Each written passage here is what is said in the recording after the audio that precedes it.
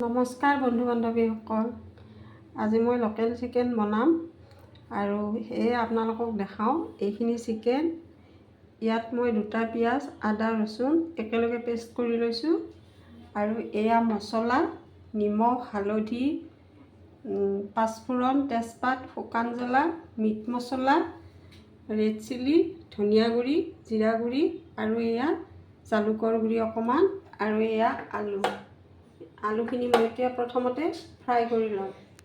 বাকী ৰেচিপিটো যেতিয়া বনাম তেতিয়া আপোনালোকক দেখুৱাই দিম। এয়া মই আলুখিনি ফ্ৰাই কৰি ল'লোঁ আৰু এতিয়া নমাই দিওঁ।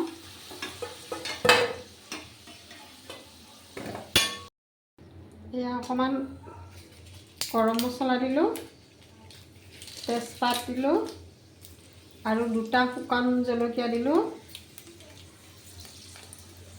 আৰু অকণমান পাঁচফোৰণ দিলোঁ।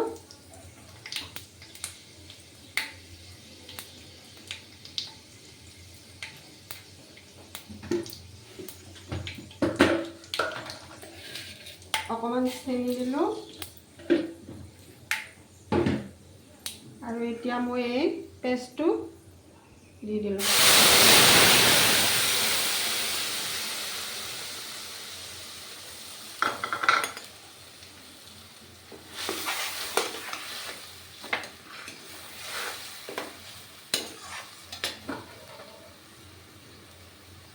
এতিয়া দিম নিমখ, হালধি, জিৰা গুড়ি, ধনিয়া গুড়ি, জলকীয়াৰ গুড়ি, মিট মছলা আৰু জালুকৰ গুড়ি একেলগে গোটেইখিনি দি দিলোঁ।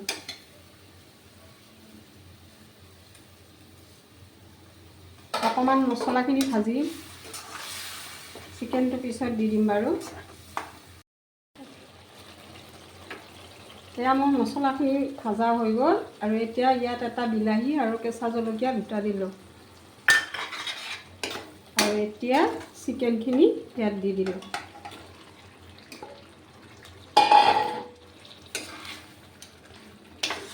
অলপ ভালকৈ লাৰি দিওঁ।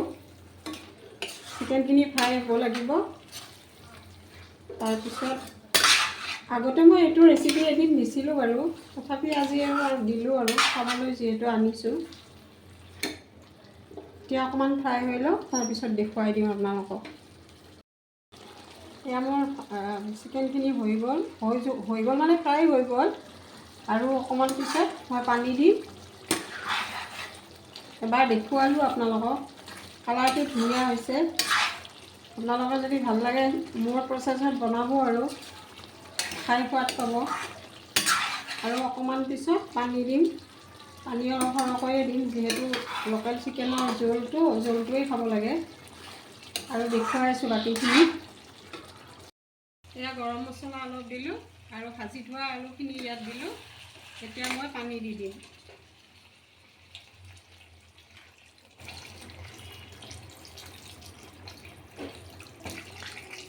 পানীটো সৰহকৈ দিছোঁ দেই।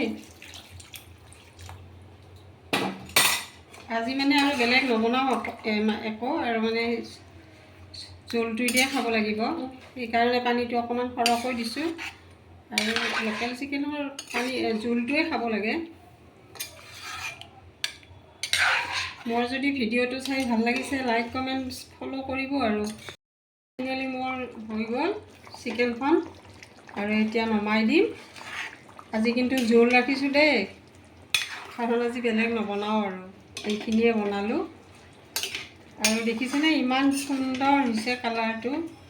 টেষ্টটো নাজানো বাৰু, খোৱা নাই এতিয়ালৈকে। মোৰ যদি ৰেচিপিটো চাই ভাল লাগিছে আপোনালোকে এনেকৈ বনাই খাব আৰু প্লিজ লাইক কমেণ্টছ ফ'ল' কৰিব।